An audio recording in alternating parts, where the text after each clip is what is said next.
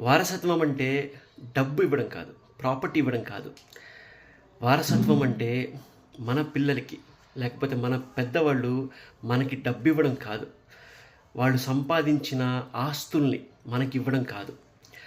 వారసత్వం అంటే ఆ డబ్బుతో పాటు, ఆ బంగారంతో పాటు, ఆ ప్రాపర్టీస్తో పాటు నిజమైన వారసత్వం ఇవ్వడము అంటే వాళ్ళు సంపాదించిన గౌరవం కూడా ఇవ్వడం. రెస్పెక్ట్, సమాజంలో వాళ్ళు సంపాదించుకున్న గౌరవం అనేది పిల్లలకి చాలా ఇంపాక్ట్ అవుతుంది. ఫర్ ఎగ్జాంపుల్, మా పేరెంట్స్ లేకపోతే మీ పేరెంట్స్, మీ పూర్వీకుడు డబ్బు సంపాదించారు, ప్రాపర్టీ మీ పేరు మీద రాస్తారు కూడా, మీకు ఇస్తారు.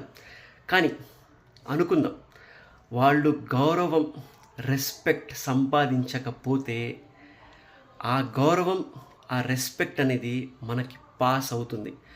వాళ్ళు మంచి గౌరవాన్ని సంపాదిస్తే, మంచి పేరుని సంపాదిస్తే, ప్రాపర్టీతో పాటు ఆ గౌరవం, మంచి అనేది మనకి పాస్ అవుతుంది.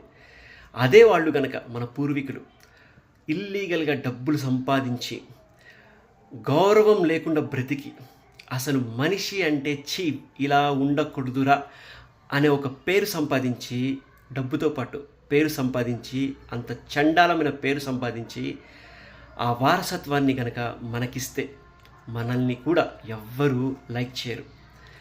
మన పేరెంట్స్, వాళ్ళ పేరెంట్స్, మన ముత్తాతలు, మన పూర్వీకులు, ప్రతి ఒక్కళ్ళు, ఈవెన్ మనం కూడా రేపటి భవిష్యత్తు వాళ్ళకి వారసత్వంగా డబ్బు, ప్రాపర్టీతో పాటు మంచి పేరు సంపాదించి, మంచి గౌరవాన్ని సంపాదించి మన పిల్లలకి ఇవ్వగలిగితే మన పిల్లలు ఎంతో రెస్పెక్ట్ఫుల్గా తలెత్తి ఈ సమాజంలో తిరగలరు.